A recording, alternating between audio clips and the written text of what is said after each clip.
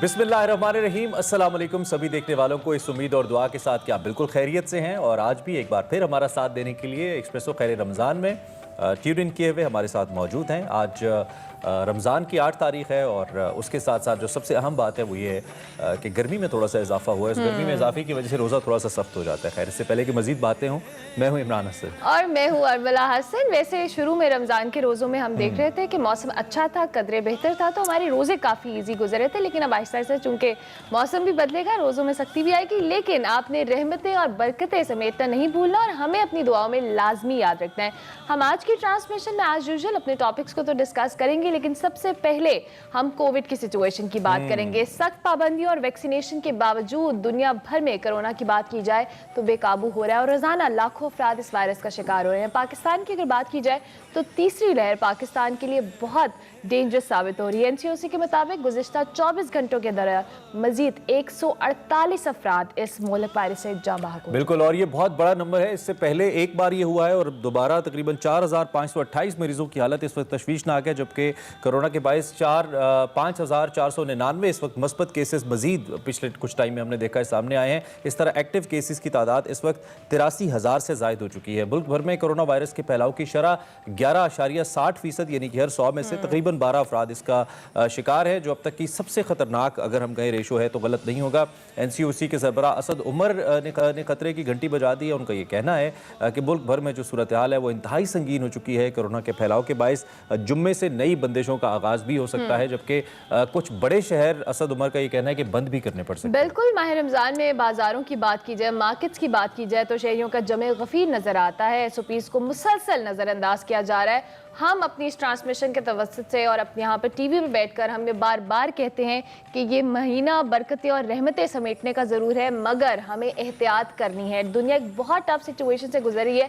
इस वक्त आप एहतियात करेंगे तभी आप अपना और अपने प्यारों का तहफ़्फ़ुज़ जो है उसको यकीनी बना सकते हैं। और इस तमाम सूरत हाल पर हम डॉक्टर साहब से बात करेंगे। हमारे साथ BC university of health sciences doctor Javed अकरम साहब मौजूद हैं। बहुत डॉक्टर साहब कि आप हमारी ट्रांसमिशन का हिस्सा बने। इस वक्त नो डाउट दुनिया एक बहुत मुश्किल वक्त से गुजरी है। हम पाकिस्तान की भी बात करते हैं, जब हम थर्ड वेव की बात करते हैं, एक तरफ तो वैक्सीनेशन लगाई जा रही है, लेकिन दूसरी तरफ अवाम एसओपीज को मुसलसल नजरअंदाज कर रही है। केसेस दिन ब दिन बढ़ रहे हैं और डेथ टोल भी बहुत ज्यादा हो गया।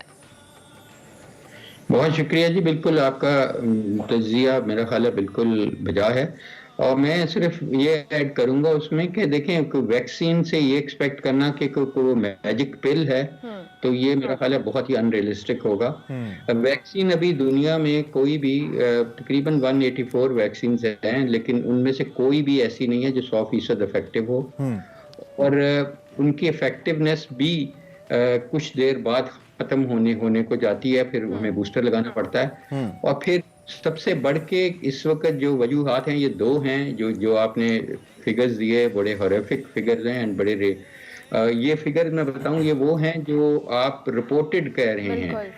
जो अनरिपोर्टेड जाते हैं इसको मल्टीप्लाई कर लें 3 या 4 से, क्योंकि जाहिर है हमारा तो हेल्थ केयर सिस्टम इतना अच्छा नहीं है, लेकिन अच्छे मुल्कों में भी पब्लिक हेल्थ का असूल है कि एक अगर रिपोर्ट होता है तो 3 से 4 अनरिपोर्टेड होते हैं केसेस।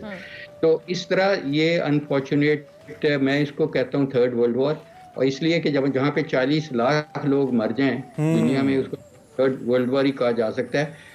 और इसकी 2 वजूहात हैं। एक तो ऐसी वजह है कि हम कुछ भी नहीं कर सकते सिवाय दुआ करने के। वो ये है कि वायरस अपनी साख्त बदल रही है, उसमें वेरिएशंस बहुत आ रही हैं और म्यूटेशंस आ रही हैं, और उसका इफेक्ट ये हो रहा है कि वायरस का लगाव यानी कि इन्फेक्टिविटी उसकी बहुत ज़्यादा डबल से भी ज़्यादा बढ़ चुकी है। अभी जो लेटेस्ट म्यूटेशंस आई हैं वो डबल म्यूटेंट कहते हैं, वो भारत का है, और उससे पहले ब्राज़ील का था, फिर साउथ अफ्रीका का था FY501, और फिर उससे पहले इंग्लैंड का हमें पता है कि यूके का B117। इन म्यूटेशंस के 2 बहुत सीरियस नताइज हैं। एक तो ये है कि वायरस अब अगर पहले 50 लोगों को लगनी थी अब 100 को लग रही है, कि उसकी जो अफिनिटी है आपके रिसेप्टर को लगने की वो बहुत उसकी जो स्ट्रेंथ है लगने की वो बहुत बढ़ गई है, मल्टीप्लाई हो गई है। और ये इनमैच्योर जो ACE2 रिसेप्टर्स है जो फेफड़ों में होते हैं, बच्चों के भी होते हैं, उनको ये नहीं लगती थी, स्पेयर कर रही थी बच्चों को। تو اب بچوں کو بھی افیکٹ کر رہی ہے.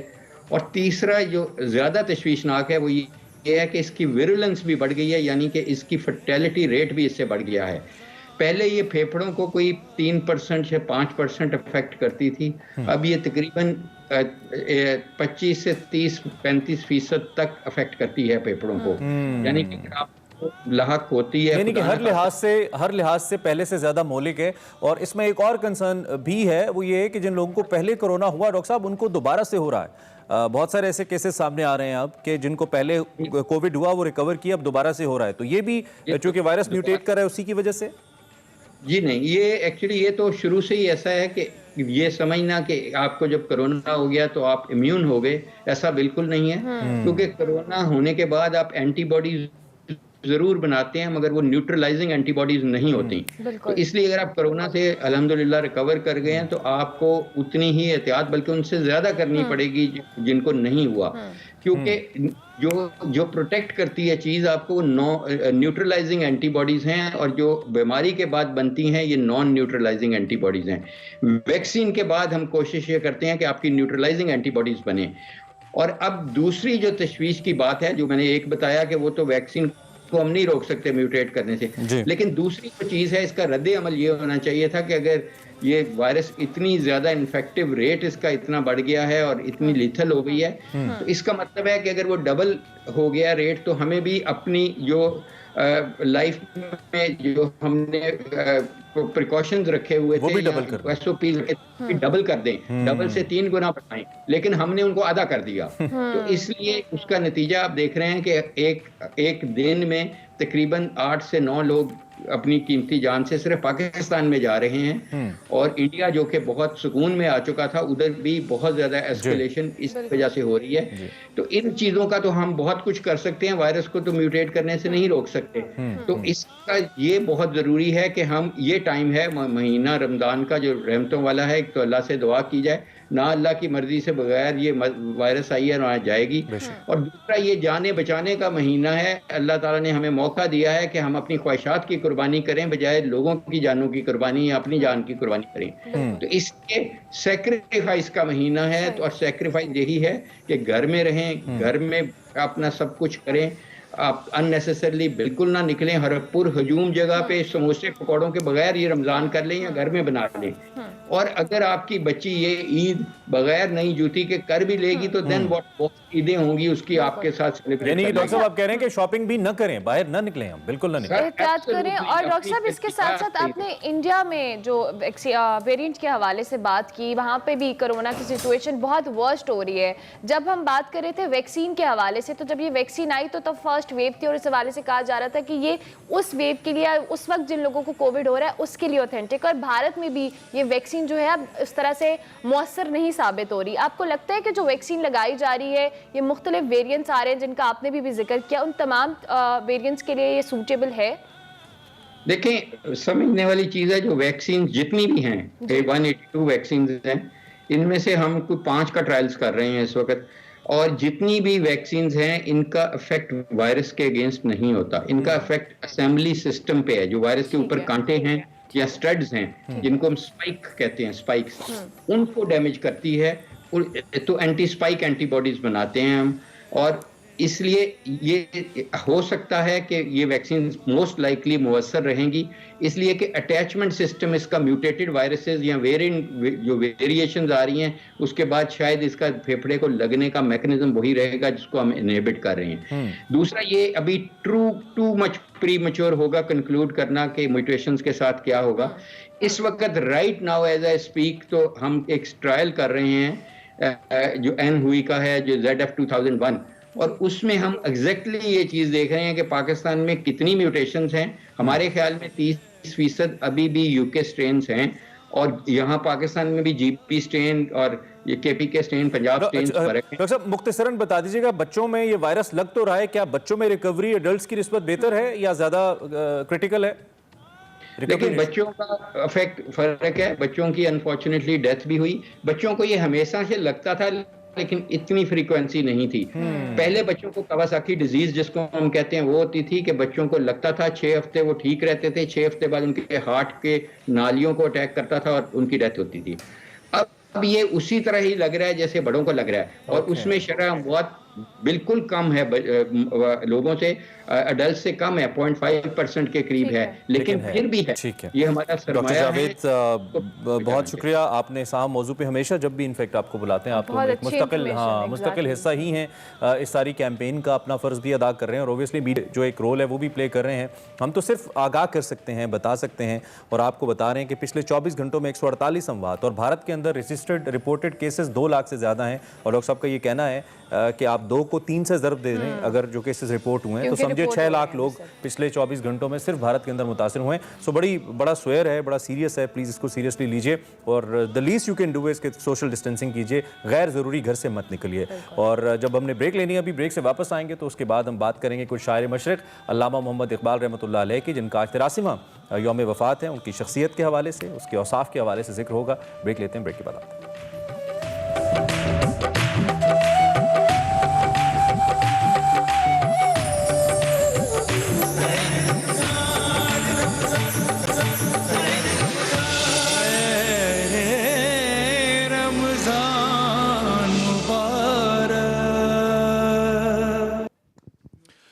उठो मेरी दुनिया के गरीबों को जगा दो, काहे उमरा के दरो दीवार हिला दो, गरमाओ गुलामों का लहू सोजे यकीन से, कुंशक के फरमाया को शाही से लड़ा दो, सुल्तानी जमहूर का आता है जमाना, जो नक्शे कौन तुमको नजर आए मिटा दो, जिस खेत से दहका को मयसर नहीं रोजी, उस खेत के हर खोशाए गंदम को जला दो। उठो मेरी दुनिया के गरीबों को जगा दो, उठो मेरी दुनिया के गरीबों को जगा दो। वाह जनाब, जैसा कि आपको समझ तो आई गई होगी, हमने ब्रेक पे जाने से पहले भी जिक्र किया था, डॉक्टर तैमूर रहमान हमारे साथ मौजूद हैं, जो कि कलाम इकबाल हमारे सामने पेश कर रहे थे। आज डॉक्टर साहब आपको वेलकम भी करते हैं formally, thank you very much for joining us, और डॉक्टर साहब का कलाम हमारे सामने पेश करने के लिए। आज अल्लामा इकबाल की हम बात करेंगे, डॉक्टर अल्लामा मोहम्मद इकबाल, जिनकी आज 83वीं बरसी बनाई जा रही है, और मुफक्कर पाकिस्तान हम अगर कहें, और इतने सारे अलक़ाबात हैं, लेकिन बजाय इसके कि हम अलक़ाबात की जानिब जाएँ, हम थोड़ा सा अल्लामा मोहम्मद इकबाल रहमतुल्लाह अलैह की ज़िंदगी के हवाले से कुछ इंट्रोडक्शन, क्योंकि फॉर्मली बहुत ज़रूरी है बार बार इस पर बात करना, तो आप तक पहुँचाते हैं। जिन्होंने गवर्नमेंट कॉलेज लाहौर से मास्टर्स करने के बाद 1905 में आला तालीम के लिए अल्लामा मोहम्मद इकबाल इंग्लिस्तान तशरीफ़ ले गए, जहाँ आपने कानून की डिग्री हासिल की। कानून की डिग्री हासिल करने के बाद जर्मनी का रुख किया, म्यूनिख यूनिवर्सिटी से फ़लसफ़ा में PhD मुकम्मल की। अल्लामा इकबाल रहमतुल्लाह अलैह शेर व शायरी के साथ साथ वकालत भी करते रहे, जैसा कि हमें मालूम है, और सियासी तहरीकों में भी भरपूर अंदाज में हिस्सा लिया, और आप रहमतुल्लाह अलैह की काबिलियत को देखते हुए 1922 में बरतानवी हुकूमत की जानिब से आपको सर का खिताब भी दिया गया। अल्लामा इकबाल बाकायदा सियासी तहरीक में भी मुकम्मल तौर पर मुतहरिक रहे, और फिर ऑल इंडिया मुस्लिम लीग के हवाले से उसके सदर भी मुंतखब हुए। मुसलमानों में मुसलमान होने का एहसास और शऊर पैदा किया, और ख्वाब गफलत से जगाने के लिए जो कोशिशें अल्लामा इकबाल रहमतुल्लाह अलैह ने की, वो और तारीख में कोई नहीं कर पाया। बिल्कुल, उनकी शायरी और नस्र में मुसलमानों के शानदार माजी के तस्करे और इज़्ज़त और रफ़्ता के बेशुमार किस्से मिलते हैं। अल्लामा इकबाल ने अपनी शायरी की बदौलत इस्लाम के बारे में लोगों के माजरत ख्वाना रुझानात को खुरच कर साफ किया। मिलत इस्लामिया के हवाले से बात करें, वो उसके ही नहीं बल्कि इंसानियत के शायर थे। आपके कलाम में हर दौर के इंसान के लिए फ़िक्री रहनुमाई मौजूद है। इसी वजह से दुनिया की बहुत सी अक़वाम ने इकबाल के फ़िक्र कलाम की उपज़राई बख्शी। अल्लामा इकबाल के तकरीबन 60 से ज़ायद ज़बानों में मुतराजम हो चुके हैं, और अल्लामा मोहम्मद इकबाल के हवाले से जहाँ हम आपको बता रहे हैं, वहाँ उनको खिलाफत उस्मानिया और ज़ात तुर्कों से खासा लगाव था, और आपने फ़लस्तीन के मुसलमानों के लिए भी अपने खदशात का इजहार किया। अल्लामा इकबाल साहब का जिक्र है, और उनके असातिज़ा का भी। डॉक्टर मीर हसन को हम कैसे भूल सकते हैं, जिनको शम्सुल उलमा का खिताब बाद में दिया गया, और इकबाल के हवाले से उनका तस्करा खुदी हो या उनकी जमात पसंदी हो, जितने भी हम पहलुओं में पे बात करते चले जाएंगे, और जितनी अहद हाजिर की कमज़ोरियाँ हैं, वो आज से कई साल पहले, कई दिहाइयाँ पहले अल्लामा ने अपनी शायरी के अंदर हमारे सामने रखी, और उस वक्त तो शायद उम्मत मुस्लिमा منقسم ہمیں نظر آتی ہی تھی، وہ شاید اس وقت کا تقاضا تھا، لیکن وہ ایک خواب جس کو عملی تعبیر مل گئی، اس کے بعد اس امت کا یہ حال کیوں ہوا؟ وہ بھی کئی خامیاں ایسی ہیں جو علامہ کی شاعری ہمیں اس وقت سے بتاتی ہے، لیکن ان ساری خصوصیات سے ہٹ کے جو سب سے بڑا ایک خاصہ ہے علامہ کی شخصیت کا، علامہ کی شاعری کا، وہ عشق مصطفیٰ صلی اللہ علیہ وآلہ وسلم ہے، جو کہ کہنا چاہیے کہ ایک مرکزی نقطہ ہے جس کے ارد گرد علامہ اقبال کی شاعری، ان کی شخصیت گھومتی ہے، اور ہم آج کی اس نشست کے اندر کوشش کریں گے کہ اسی نقطہ نگاہ سے ہم علامہ محمد اقبال رحمۃ اللہ علیہ کی جو شخصیت ہے ان پہ بات کریں، اور اس حوالے سے سب سے موضوع شخصیت جو درمیان موجود ہیں، اور ہم خوش قسمت ہے کہ ہمارے درمیان موجود ہیں جسٹس ریٹائرڈ ناصرہ اقبال، جاوید اقبال صاحبہ ہمارے ساتھ موجود ہیں، ان سے ہم اس حوالے سے بات کریں گے اور ان سے پوچھیں گے ایک تو ان کی جو شخصی خاص ہیں اس کے بارے میں ہمیں بتائیے، اور اس کے ساتھ ساتھ جو مختلف پہلو ہیں ان کی شاعری کے اس پہ بھی ہم جسٹس صاحبہ سے بات کریں گے۔ صاحبہ بہت شکریہ، and we are honoured as always, آپ تشریف لائیں اور سیٹ پہ تشریف لائیں، یہ بڑی خوشی کی بات ہے۔ آپ ٹھیک ٹھاک ہیں؟ الحمدللہ، اللہ تعالیٰ کی مہربانی ہے کہ آج کل کے زمانے میں اس عمر میں انسان اب تک تو میں ماشاءاللہ you look quite young and quite fit, I must say, بہت ہمیں کہیں سے وہ صحت کے حوالے سے مسائل نہیں لگ رہے، اللہ آپ کو سلامت رکھے۔ علامہ عمران بشیر صاحب بھی ہمارے ساتھ موجود ہیں ایز یوزول، ہمارے خیر رمضان کا حصہ ہیں، وقار احمد ملک صاحب بھی ہیں، ہنا نیازی بھی ہیں، اور ڈاکٹر تیمور صاحب تو کلام سنا ہی چکے ہیں، اور پھر بھی ہم ڈاکٹر صاحب کی جانب جائیں گے۔ صاحب سب سے پہلے آج کا دن بڑا اہم ہے، اور خاص طور پہ جو عصر حاضر ہے اس میں ہماری جو نوجوان نسل ہے اس کے لیے بڑا اہم ہے۔ اقبال کو ہم نے چند شعروں تک محدود کر کے رکھ دیا ہے، یہ بڑا المیہ ہے مجھے لگتا ہے۔ کیسے ہم اقبال کی شخصیت کو اپنی نوجوان نسل کے سامنے رکھیں؟ ایسا کیا کریں کہ اقبال کی شخصیت کی روح، شاعری کی روح سمجھ آئے آج کل کی جنریشن کو؟ اصل بات تو یہ ہے کہ علامہ اقبال کو ہم نے ڈبے میں بند کر کے رکھا ہوا ہے۔ 9 نومبر سے 2-4 دن پہلے اور 8-10 دن بعد ڈبے میں سے نکالتے ہیں، جیسے جیک ان دا باکس ہوتا ہے، اور پھر ان کا تھوڑا بہت ذکر ہوتا ہے اور پھر ڈبے میں بند کر دیتے ہیں۔ اور اسی طرح یہ اب جو ان کی ہے 83ویں یوم وصال ہے، تو اس حوالے سے بھی آپ سمجھیں آج کے دن ان کو ڈبے سے نکال لیا، تو تھوڑا سا ذکر ان کا ہو جائے گا۔ اسی طرح برسبیل تذکرہ کہ علامہ بھی تو کوئی ہوتے تھے، انتہائی افسوسناک بات، جیسے وہ میر اپنے بارے میں کہتے ہیں نا، کہ کہتے ہیں اگلے زمانے ریختہ کہ تم ہی نہیں ہو، استاد غالب نے کہا، کہتے ہیں اگلے زمانے میں کوئی میر بھی تھا۔ اب تو یہی ذکر ہے کہ علامہ اقبال بھی کوئی تھا، ہوتا تھا، اور میں نے تو بہت سارے ایسے انٹرویو سنے ہیں، بہت سارے لوگ کہتے ہیں وہ تو رجت پسند تھے، ان کا ہم نے کیا ذکر کرنا ہے، اور ایسے یہ بات ہوتی ہے کہ جی انہوں نے پاکستان کا تصور کیا، اس میں کوئی حقیقت نہیں، تو اس بات پہ انسان کیا کہہ سکتا ہے۔ لیکن یہ میں سمجھتی ہوں اپنی جگہ کہ یہ بالکل درست ہے کہ علامہ اقبال نے اگر مسلمانوں کو اس طرح جگایا نہ ہوتا، اور جیسے ان کی شاعری تھی، اور ہر جگہ کو پتہ ہے کہ وہ جاتے تھے اور موچی گیٹ میں وہ سناتے تھے اپنا کلام، پھر اسلامیہ کالج کے باغ میں سناتے تھے، تو لوگ زار و قطار روتے تھے۔ لیکن اب تو ان کا کلام سنا دیا۔ آج جسٹس رحمان کے پوتے نے، جسٹس رحمان نے بھی بہت کام کیا ہے علامہ اقبال پہ، بلکہ میرا خیال ہے اسرار خودی کا انہوں نے ترجمہ کیا ہوا ہے۔ تو یہ دیکھیں ایسے لوگ تو اب جو ہے نا وہ ہو گئے بالکل ایک داستان پاری نا۔ آج کل کون پڑھتا ہے اقبال کو؟ حالانکہ علامہ اقبال یونیورسٹی ہے ان کے نام پہ، اور ہر آپ جائیں شہر میں تو ان کے نام پہ سڑکیں ہیں۔ آپ کس کو ذمہ دار سمجھتی ہیں جو ہم اقبال کی شخصیت کو محدود کر رہے ہیں اور کرتے چلے جا رہے ہیں؟ حالانکہ ایسی شخصیات تو صدیوں میں پیدا ہوتی ہیں، اقبال تو روز روز پیدا نہیں ہوتے۔ بس بات یہ ہے کہ جب سے پاکستان بنا ہے، اور پاکستان کے خواب میں تو جیسے آپ جانتے ہیں ان کا بہت بڑا کنٹریبیوشن تھا، اور پھر انہوں نے بے شمار خطوط لکھے قائد اعظم کو کہ آپ واپس تشریف لائیں، کیونکہ وہ سمجھتے تھے کہ وہی ایک ایسے شخص ہیں جو قیادت کر سکتے ہیں بر صغیر کے مسلمانوں کی۔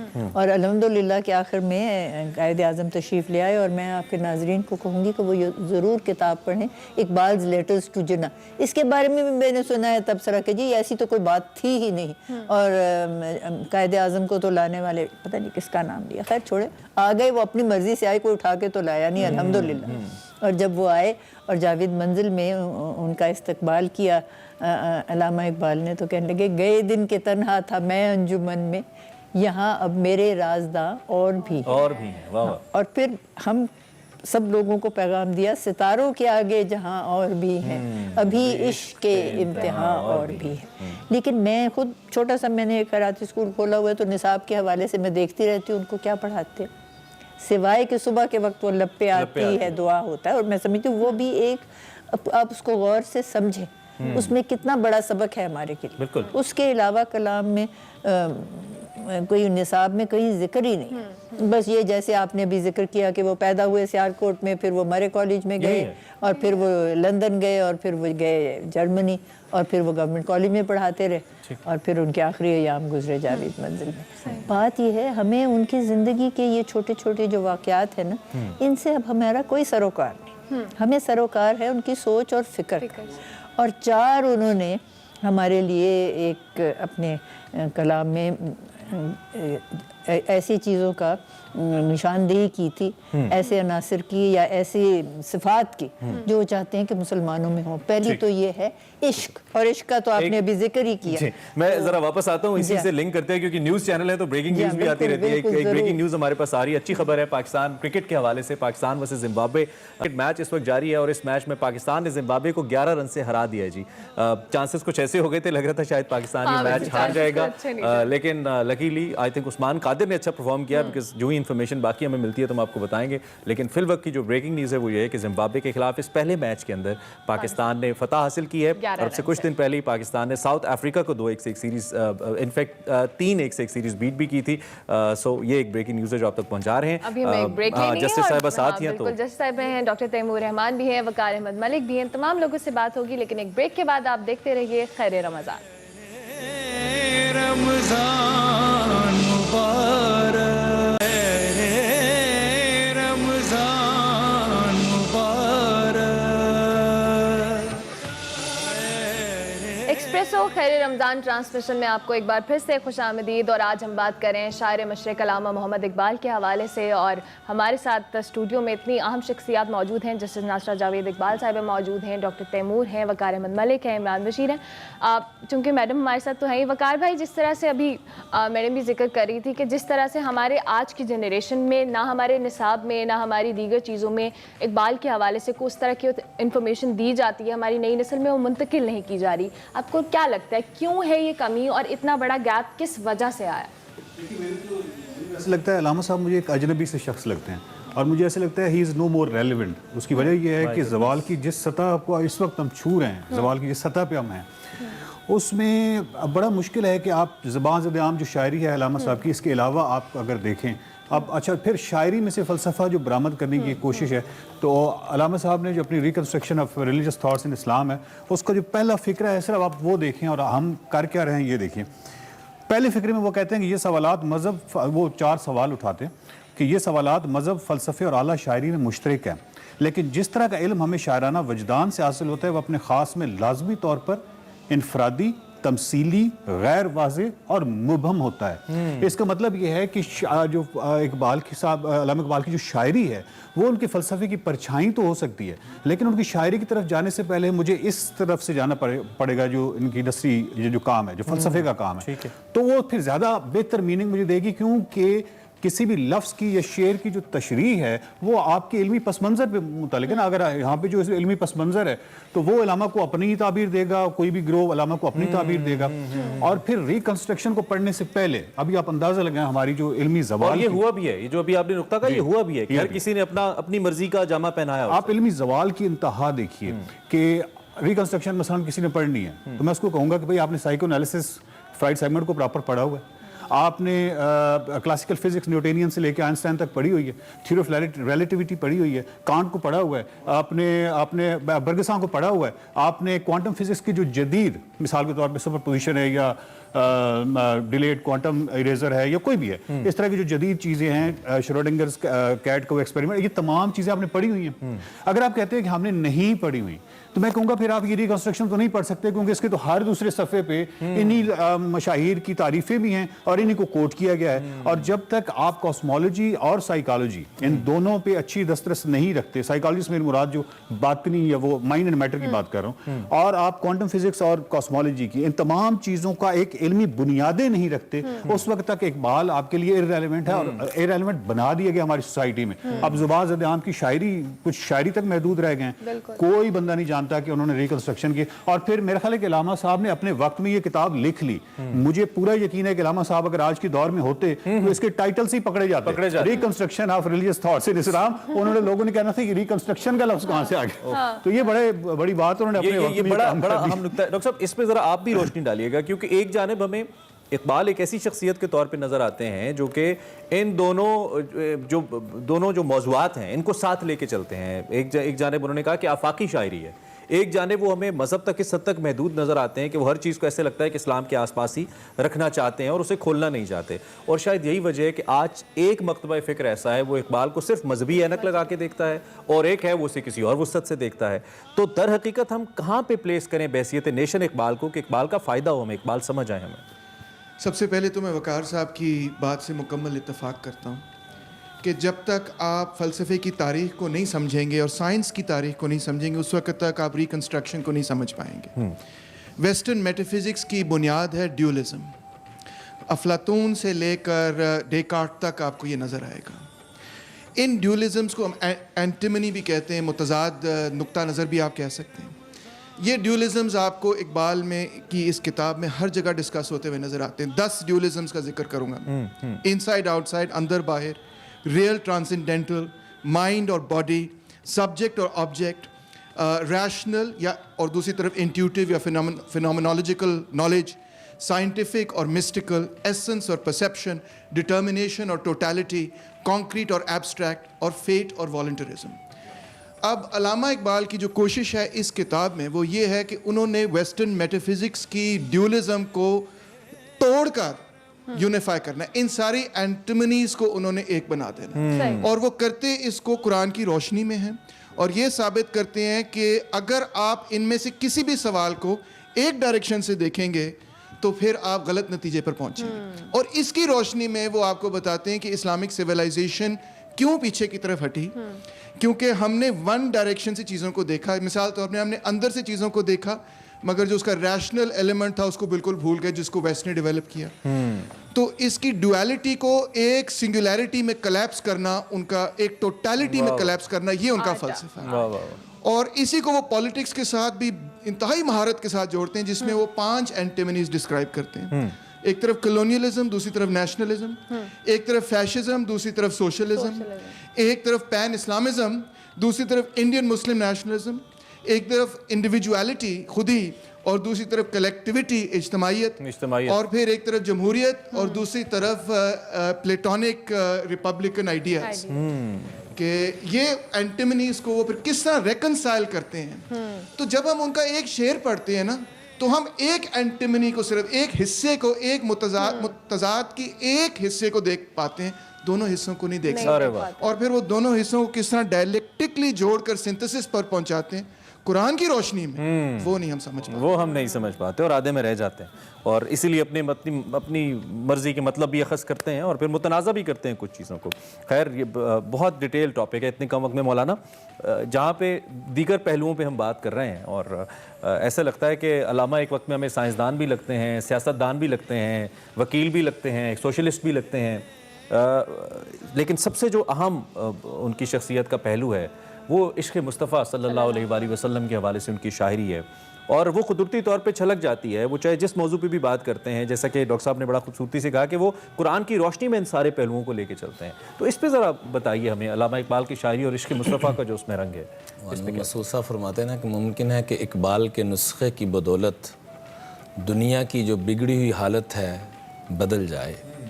آج جو ہم تباہی کی طرف جا رہے ہیں, جیسے محترمہ نے فرمایا کہ ہم نے ان کو بند کر کے رکھا ہوا ہے, اور جب کوئی ایسا وفات کا یا علامہ اقبال ڈے آتا ہے تو ان کو نکال لیتے ہیں, یا تصویر پہ لٹکایا ہوا ہے ان کو ہم نے. اللہ کی قسم جو 2 شخصیات اللہ نے ہمیں عطا فرمائی, حضرت قائد اعظم رحمۃ اللہ علیہ اور حضرت علامہ اقبال رحمۃ اللہ علیہ, اگر ہم ان کے بچپن سے لے کر ان کی وفات تک کی سیرت کو نصاب میں فرض کے درجے میں شامل کریں کہ ان ہستیوں نے جو ہمارے ہیروز تھے کیسی زندگی گزاری, تو ہماری حالتیں اور تقدیریں بدلنا شروع ہو جائیں. ان کے والد محترم کے متعلق آتا ہے کہ بچپن سے ہی ان کی تربیت ایسی فرمائی کہ ایک مرتبہ ایک فقیر آیا, اور فقیر کو اس کے پاس جو کاسا تھا دھکا دیا یا چھڑی لگی تو وہ نیچے گر گیا, تو وہ رونا شروع ہو گیا. تو والد صاحب نے بچپن میں ہی ان کو اپنے سامنے بٹھا کر تربیت فرمانا شروع کی, اور کہا روتے ہوئے بچے کو ڈانٹنے مار پٹائی کی بجائے روتے ہوئے کہا کہ بیٹا اگر کل قیامت میں اللہ کے محبوب نے مجھ سے پوچھا کہ میرے امت کا ایک غریب شخص تیرے بیٹے کے پاس آیا تھا، تو نے اپنے بیٹے کی ایسی تربیت بھی نہیں کی کہ وہ اس کی قدر کر سکے. یہاں سے بسم اللہ ہوتی ہے، اور پھر باپ ان کی تربیت ایسی فرما رہے ہیں کہ بیٹا قرآن ایسے پڑھنا جیسے قرآن تیرے پہ نازل ہو رہا ہے. فرماتے ہیں مرتے دم تک میں اس کیفیت کو محسوس کرتا رہا دل و دماغ کے اندر. اور تیسرے نمبر پہ فرمایا کہ بیٹا میں نے تجھے پڑھایا ہے، تجھ سے میں ایک خدمت کا معاوضہ چاہتا ہوں. ابا جی حکم فرمائیں، جیسے ایک تابع دار بچہ ہوتا ہے. باقی مزید علامہ صاحب کی بہو ہمارے پاس بیٹھی ہوئی ہیں، اللہ پاک ان کی زندگی میں برکت ہے، ہمارا یہ بھی سرمایہ ہے. اور آگے جیسے بتا رہی ہیں کہ ان کے بچے، پھر آگے ان کے ماشاءاللہ بچے ان کو اسی مشن کو لے کے چل رہے ہیں. اللہ ان بچوں کی بھی حفاظت فرمائے اور ہمارے لیے وہ مشعل راہ بنے. تو علامہ صاحب کے والد محترم نے جو جملہ فرمایا، وہ جملہ سونے کے پانی سے لکھنے والا ہے کہ بیٹا میں نے تمہاری تعلیم و تربیت کی، میری دلی تمنا یہ ہے کہ تو اپنی زندگی کو اسلام کی خدمت کے لیے پیش کر دینا. چنانچہ انہوں نے اپنی ساری زندگی اسلام کی خدمت کے لیے پیش کی. اور حضور اکرم صلی اللہ علیہ وسلم کا جب نام آتا تھا، وہ نعت کی صورت میں، وہ درود کی صورت میں، تو آنکھوں میں نمی اور آنسوں کی لہر اور رقت قلبی کی کیفیت شروع ہو جاتی تھی. اور خواب میں 20 مرتبہ اللہ کے محبوب کی زیارت ان کو بھی ہو رہی ہے اور مختلف اکابرین کو ہو رہی ہے، اور ان کو سلام آ رہا ہے، محبت آ رہی ہے. اور ان کے 20 ایسے واقعات ہیں جو سن کر کرتے جائیں تو یقینی طور پہ وقت ناکافی ہے. چونکہ جسٹس صاحب آپ ہمارے ساتھ موجود ہیں تو ایک دلچسپ سوال میرے ذہن میں آیا، تو میں اس موقع سے فائدہ اٹھاتے ہوئے کہ ہم جب بھی اس سے پہلے بھی کئی دفعہ جب مختلف مواقعوں پہ آپ کو سننے کا موقع ملا، یا آپ جیسی دیگر جو شخصیات ہیں جو علامہ اقبال کے حوالے سے بہت موضوع ہیں، تو ہم گلہ کرتے نظر آتے ہیں اپنے نصاب کے اوپر، یا جس طریقے سے ہم اقبالیات کو آگے پہنچانا چاہیے اس کا حق ادا نہیں کرے. اب بھی میرے خیال میں کم و بیش یہی بات ہو رہی ہے. اب تو حکومت بھی اپنی ہے اور حکومت گھر میں بھی ہے کچھ حد تک. تو آپ کو نہیں لگتا کہ یہ ایک موضوع وقت ہے، چونکہ اس وقت کے موجودہ جو وزیر اعظم ہیں وہ بھی اس پہ بڑے مصر نظر آتے ہیں اور بڑی مثالیں دیتے نظر آتے ہیں اور بڑے ایک آئیکونک ہیں ہمارے یوتھ کے لیے، اور یوتھ ہی علامہ اقبال کی شاعری کا ایک مرکز نگاہ بھی رہی ہے جس کو انہوں نے اپنی طاقت دکھایا ہے، قوم کی طاقت دکھایا ہے. تو ایسا کیا کریں اب کہ اس جمود سے نکلیں؟ یہ آپ کا فرمانا کہ یہ ہماری اپنی حکومت ہے، یہ تو منتخب کرنے والوں میں شاید آپ شامل ہوں گے، اور ابھی تو ان کو ہم آزما رہے ہیں. 3 پارٹیاں تھیں یہاں، 2 کو تو آزما چکے اور ان کا احتساب بھی ہو گیا، اور تیسری پارٹی جو ہے اب ان کا آدھا وقت گزر گیا، باقی آدھا ہے. تو احتساب کا عمل تو ایسے ہی چلتا ہے نا. علامہ نے تو فرمایا تھا صورت شمشیر ہے دست قضا میں وہ قوم، کرتی ہے جو ہر زماں اپنے عمل کا حساب. تو احتساب تو ہم ہی کرتے ہیں. ایک ہی تو چیز ہے ہم لوگوں کے پاس. اللہ تعالیٰ نے قرآن میں فرمایا ہے کہ اپنی امانتیں ان کو دو جو اس کے مستحق ہوں یا جو ان کے اہل ہوں. اور پھر ان کو یہ فرمایا ہے کہ آپ جب بھی انصاف کریں تو وہ عدل کے ساتھ کریں. یہ آگے پیچھے ہیں. بالکل صحیح، بالکل صحیح. تو اب بات یہ ہے کہ ہم نے 2 کا تو حساب کر لیا، اب اپنی امانت ان کے یوم حساب پہ بات دیکھیں نا، اب ان کو ہم نے اپنی امانت سونپی ہوئی ہے. آپ دیکھیں میرے پاس تو شاید یہ ایک مندری ہوگی، آپ کے پاس کوئی یہ ہوگا واچ آپ نے لگائی ہوئی. غریب غربا کے پاس ایک ہی امانت ہے اور وہ اس پہ. چلے میں ذرا واپس آتا ہوں چونکہ وہی ہمارا سلسلہ بیچ میں آ جاتا ہے. بریک پہ جانے سے پہلے ہم نے ذرا بات کرنی ہے. آپ کو معلوم ہے اچھی خبر ہے تو ہم چاہتے ہیں آپ کا روزہ اچھا ہو جائے. ذرا پاکستان نے میچ جیت لیا ہے اور زمبابوے کی ٹیم 11 رن سے یہ میچ آ رہی ہے، صرف 138 رنز بنا سکی 7 وکٹوں کے نقصان پر. اس وقت مرزا اقبال بیگ صاحب کرکٹ انسائکلوپیڈیا اور سینئر کرکٹ اسپورٹس اینالسٹ ہمارے ساتھ موجود ہیں. امیر صاحب بہت شکریہ جوائن کرنے کے لیے. Good evening. کیسا رہا میچ؟ آپ کیا کہیں گے آج کی پرفارمنس سے مطمئن ہیں؟ جی ہاں، بہت شکریہ عمران اور ارملہ. میچ بڑا سنسنی خیز رہا کہ ایسا لگ رہا تھا کہ 12ویں نمبر کی جو ٹیم ہے رینکنگ کی زمبابوے کہیں پاکستان کو ہرا نہ دے. وہ تو دعا دے محمد رضوان کو جنہوں نے آخری اوور میں جو 20 رنز بنائے تھے وہی فرق ثابت ہوا. پاکستان 11 رن سے یہ میچ ہارا. لیکن لمحہ فکریہ ہے پاکستان کے لیے. پاکستان کی رینکنگ نمبر 4 ہے جبکہ زمبابوے کی رینکنگ نمبر 12 ہے.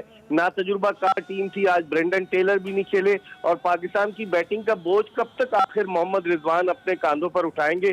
آج بھی انہوں نے 82 رنز ناٹ آؤٹ کیے 61 گیندوں پر 10 چوکے 1 چھکا. لیکن ایک مرتبہ پھر عمران مڈل آرڈر بیٹنگ جو ہے وہ ہماری ناکام رہی ہے. آج شکر ہے حفیظ کو انہوں نے آزمایا. انہوں نے 4 اوورز میں 21 رن دے کر وکٹ بھی لی. تو میں سمجھتا ہوں کہ پاکستان کو بہت کچھ سوچنے کی ضرورت ہے اگلے بقیہ 2 میچز کے لیے. बिल्कुल मिर्जा साहब, आपने कहा कि अगर हम 12वें नंबर की टीम से ही हार जाएंगे तो फिर क्या मामलात होंगे, लेकिन आज भी जिस तरह से हमने मैच जीता ये वाकई सोचने वाली बात है। और जिस तरह मिडिल ऑर्डर की आप बात करें, और ये हमेशा से कंप्लेन करते आ रहे हैं कि हमारा मिडिल ऑर्डर कभी भी उस तरह से परफॉर्म नहीं करता, तो इस पे मैनेजमेंट को तो सोचने की ज़रूरत है। बिल्कुल अरमला, मैनेजमेंट को सोचना चाहिए। पाकिस्तान की टीम मैं पहले भी कह चुका हूँ, दुनिया की वो वाहिद टीम है जो बहुत टेंशन देती है अपने चाहने वालों को, अपने मतदाओं को। उनका ब्लड प्रेशर कम ज्यादा होता है। अब जिम्बाब्वे के साथ तो हम समझे कि आसानी जीत जाएंगे, लेकिन वो भी हमसे 11 रन के फर्क से हार्ट अटैक सारे होते हैं, जीतेंगे या नहीं जीतेंगे। बस दुआ कीजिए कि अब अगले 2 मैचेस भी पाकिस्तान आसानी से जीत जाए। आपको लगता है जीत जाएंगे आसानी से? देखिए, अपने ग्राउंड पे एक तो हम जिन विकेटों पर खेल कर आए इमरान, साउथ अफ्रीका की वो तेज विकेटें थी, बाउंसी विकेटें थी। अच्छा, ये मैं हमेशा एक चीज ही आपसे डिस्कस करता हूँ और इस पे 12 हमारी बात हो चुकी है कि एक चीज हमें पाकिस्तान की टीम दे दे कि हमें लगे कि वो कैलकुलेटेड क्रिकेट खेल रहे हैं। अब क्रिकेट उस दौर की कोई हंगामी क्रिकेट तो नहीं है कि हम देख ना सकें कि विकेट कैसा है, टॉस जीत के फैसला क्या करना है, अगर इतना टारगेट है तो उसको कैसे चेस करना है। उसके बावजूद हम इतने शौक में क्यों रखते हैं? हम प्लान करके क्यों नहीं हमारी टीम हमें रिस्पॉन्स दे पाती, रिजल्ट्स दे पाती? मिर्जा साहब, मुझे लगता है हम डे टू डे अफेयर्स में ज्यादा बिलीव करते हैं। हमारी टीम मैनेजमेंट जो है वो हर मैच के हिसाब से जो है वो तजुर्बात करती रहती है। अब वो हैदर अली को देखे ना, इमरान के वो मिडिल ऑर्डर बैट्समैन, हमारी उर्फे आम में इसको दिहाड़ी कहते हैं ये जो हाँ, मजदूरों की दिहाड़ी होती है ये। बिल्कुल सही कह रहे हैं आप। ठीक हो गया। मिर्जा इकबाल बेग हमारे साथ मौजूद थे, बहुत शुक्रिया मिर्जा साहब। 2 मैचेस बाकी, हम आपसे दोबारा भी तजिए। अभी हमारी ट्रांसमिशन में वक्त हुआ एक ब्रेक का। इलामा मोहम्मद इकबाल के हवाले से हम बात करें, हमारे मौजूद मेहमान भी हमारे स्टूडियो में बैठे हैं, अब इनसे भी बात करेंगे, लेकिन एक ब्रेक के बाद आप देखते रहिए एक्सप्रेसो। खैर रमजान।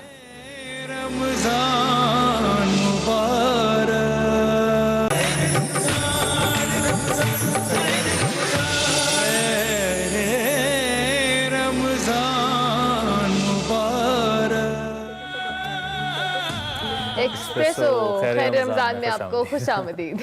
और हम गुफ्तगू को आगे बढ़ा रहे थे। असल में वो कुछ खबरें भी बीच में आ रही हैं, फिर मौजू इकबाल का है। जब हम इकबाल पे बात करना शुरू करते हैं तो कहते हैं ना, बात आगे निकल जाती है, बात बढ़ जाती है, फिर वापस इस माहौल के अंदर आना और फिर दीगर मौज़ूआत को डिस्कस करना थोड़ा अजीब भी लगता है हमें। खैर, जस्टिस साहिबा हमारे साथ मौजूद हैं चूँकि, और ब्रेक पे जाने से पहले भी हम बात कर रहे थे। जस्टिस साहिबा जारी रखिए, और मैं चाहता हूँ कि अगर हम इस गुफ्तगू को थोड़ा कंस्ट्रक्टिव कर लें, कुछ ऐसी तजावीज़ सामने आ जाएँ, या अगर कोई साहिब इख्तियार देख रहे हैं तो उनके सामने, या फिर हमारी यूथ जो आप जैसे आइकॉन्स को फॉलो करती है वो आपसे कोई रहनुमाई ले लें और कुछ मिल जाए हमें इकबाल से। असल में बात यह है कि आजकल नौजवानों का ज़माना है, और इकबाल ने तो इसका हवाला भी दिया हुआ है कि जवानों को पीरों का उस्ताद कर, खिरत को गुलामी से आज़ाद कर। तो अब ये पीर, वो पीरी मुरीदी वाले भी नहीं है, तो ये तो है ना कि बूढ़ों से, मेरे जैसे बूढ़ों से उनको उनका उस्ताद बनाया जवान। और जो मेरी क्लासेस भी होती हैं आजकल, तो खैर इंटरनेट पे भी होती है, लेकिन कोशिश यही होती है कि सवाल जवाब में हो। और आजकल इतनी प्रोग्रेस हो गई है नॉलेज की कि बहुत से नौजवान को बहुत ज़्यादा पता है आज के मामलात के बारे में, और इकबाल के समझने में भी शायद वो मेरा ख्याल है आगे हैं। तो कोई वजह नहीं है कि वो हमें बताएं कि हमने कौन सा रास्ता करना है अडॉप्ट। और वैसे भी 60% तो हमारी आबादी ही इस वक्त जो है वो नौजवानों पे मुश्तमिल है। तो इस कौम को अगर आगे ले जाना है, अल्लामा इकबाल के अफकार और कायद आज़म की सोच के साथ चलना है, तो यकीनन यही तरीका है कि उन्हीं को हम ज़्यादा शऊर दिलाएं। और शऊर में सबसे ज़्यादा तो मैं समझती हूँ मीडिया का हाथ है। देखिए, 4 तो हमारे सतून हैं रियासत के, मुकन्नना और इंतज़ामिया और अदलिया, लेकिन जो चौथा है ना सतून, वो है इस वक्त हमारा मीडिया। और मीडिया मैं देखती हूँ कि बहुत ज़्यादा सतही गुफ्तगू रखते हैं, बल्कि हमारे बहुत अच्छे ड्रामे होते थे और बहुत उसमें सबक आमोज़ भी होते थे। अब वैसी सूरत हाल नहीं रही। बस ज़्यादातर कुछ ऐसे ही है कि घर में डोमेस्टिक प्रॉब्लम्स हैं तो कैसे सॉल्व, और खबरों में तो सियासत के अलावा कुछ है नहीं, कुछ आता नहीं। तो ये हमें और करना सियासत चाहिए। में अब इखलाकियात का वो सतह नहीं है कि मुखालफत में लोग कहाँ निकल जाते हैं। बिल्कुल दुरुस्त बात है आपकी। अलामा साहब भी हमारे साथ मौजूद है। अलामा साहब, जिस तरह से अभी मैडम भी बात कर रही थी कि हमें बच्चों को मतलब समझाने की ज़रूरत है, चाहे वो हम उनकी इकबाल की ओवरऑल स्ट्रक्चर को देखें, जो उनका फ़लसफ़ा था या उनकी अखलाकियात के हवाले से वो हमें दर्ज देते थे, लेकिन हमारे बच्चों को वो मतलब समझ में नहीं आता, तभी वो उस पर उस तरह से अमल पैरा भी नहीं हो पाते। जी देखें ना, अलामा साहब को बचपन में ही वालिद साहब ने, जैसे मैंने पहले भी अर्ज़ किया, कि तरबियत फरमा रहे हैं कि कुरान को ऐसा समझ लो कि ये तुम्हारे ऊपर नाजिल हो रहा है। और हुजूर सल्लल्लाहु अलैहि वसल्लम वाली जो बात कही کہ کل قیامت میں کس انداز میں پیش ہوں گے، تو اس شعر کو بہت زیادہ وہ پڑھا کرتے تھے. تو غنی از ہر دو عالم من فقیر، روز محشر عذر ہائے من پذیر، گر تمی بینی حسابم ناگزیر، از نگاہ مصطفیٰ پنہا بگیر. کہ اللہ اول تو میرا حساب نہ لینا کہ میں اس قابل نہیں ہوں کہ تجھے حساب دے سکوں. اب یہ صرف اللہ کی قسم اٹھا کے کہتا ہوں کہ اسی شعر کو ہی آج ہم اپنے پلے باندھ لیں اور اپنے بچوں کی اس بنیاد پہ تربیت کرنا شروع کر دیں، تو میں اگر کہوں کہ یہ سمندر کو کوزے میں علامہ صاحب نے بند کر دیا تو یہ غلط نہیں ہوگا. ان کا ہر شعر ہی ماشاءاللہ ایسا تھا. اس شعر میں خاص طور پہ کہتے ہیں کہ اے اللہ تو غنی ہے، میں فقیر ہوں، محتاج ہوں، کل قیامت کے دن میرا تو حساب نہ لینا، اس قابل نہیں ہوں کہ حساب دے سکوں. اور اگر آپ نے حساب ضرور لینا ہوا تو کم از کم حضور اکرم صلی اللہ علیہ وسلم کے سامنے لینا کہ ان کے سامنے میں کیسے پیش ہوں. واہ سبحان اللہ سبحان. تو ان چیزوں کی ہمیں بچوں کی تربیت کرنا کہ ہم نے عنقریب وہاں پیش ہونا ہے. اور علامہ صاحب کی ایک ایک شعر کے اندر کی محمد سے وفات تو نے تو ہم تیرے ہیں، یہ جہاں چیز ہے کیا لوح و قلم تیرے ہیں. تو بچوں کی ان اشعار کے ذریعے کہ بیٹا ڈگری لے کر سب کچھ نہیں ملنا، گاڑی لے کر سب کچھ نہیں ملنا، جب تک آقا کی غلامی میں نہیں آئیں گے. عشق مصطفیٰ کو آپ جو شعر اٹھا کے دیکھیں اس کے اندر آپ کو حضور صلی اللہ علیہ وسلم کی وہ محبت ٹپکتی ہوئی اور قرآن کے ساتھ قرآن کا نچوڑ خلاصہ ٹپکتا ہوا نظر آئے گا. لیکن دکھ کی بات یہ ہے کہ نہ ہمیں قرآن سے وابستگی رہی، نہ اس کے خلاصے کے ساتھ وابستگی رہی. وہ معزز سے زمانے میں مسلمان ہو کر ہم خار ہوئے تارک قرآن ہو کر. بالکل ایسی ہے. ڈاکٹر تیمور سے بھی ایک سوال. ڈاکٹر جس طرح سے ابھی انہوں نے کہا کہ بچوں کو تربیت کی ضرورت ہے، آپ کو لگتا ہے کہ ہم آج کل کی جنریشن میں ہمیں سکھانے والے اس طرح سے، اگر انٹرسٹ لیول جنریشن کا نہیں ہے خود سے، تو سکھانے والے لوگ بھی اس طرح سے اس چیز کو کنوے نہیں کر پا رہے جو لوگوں کی سمجھ میں آئی؟ ہم نیو جنریشن کی بات کریں کہ ان کی سمجھ میں آئے. نہیں آپ ٹھیک کہہ رہی ہیں. کسی کوئی استاد اچھا استاد بن ہی تب سکتا ہے جب اس کو مکمل عبور حاصل ہو اپنے علم پر. بالکل. جب اس کو عبور نہیں ہے وہ انٹرسٹ بھی نہیں پیدا کر سکے گا. اور میں جسٹس ناصرہ کی بات کو بلکہ اس کی تائید کرنا چاہوں گا کہ میڈیا جو ہے نا وہ کمرشل ریٹنگ کو چھوڑتے ہوئے اور ایڈورٹائزنگ کو چھوڑتے ہوئے اگر کچھ گھنٹے دن کے اندر اس مقصد کے لیے مختص کر دے کہ ان کے اندر جو تعلیمی مواد ہے اور سوچ اور فکر، فلسفہ، تاریخ، جدید علوم پریزنٹ کرے، میں گارنٹی کر کے کہہ سکتا ہوں کہ اگر اچھے لوگوں کو، اچھے دانشوروں کو، اچھے استادوں کو، علم والے لوگوں کو اگر آپ بلائیں گے، نہ صرف ریٹنگ بڑھے گی اس قوم کی اور ہماری سماج کی مطلب تربیت میں ایک بہت بڑی تبدیلی آ سکتی ہے. اور یہ کیونکہ ضروری نہیں کہ اب ہمیں 1,00,000 اساتذہ کی ضرورت ہو 1 ملین لوگوں کو پڑھانے کے لیے. 2-3 اچھے استاد پوری قوم کو بذریعہ ٹی وی بھی پڑھا سکتے ہیں. تو اس کا استعمال کیا جائے. ایکسیپٹیبلٹی کا ایلیمنٹ ہے کیونکہ ایک معاشرے کے اندر ایکسیپٹیبلٹی بھی ہوتی ہے نا. اور وہ جو ریلیونسی کا ایک پوائنٹ شروع میں وقار بھائی نے بتایا تھا کہ کیا اقبال ریلیونٹ ہیں آج کے یوتھ کے لیے.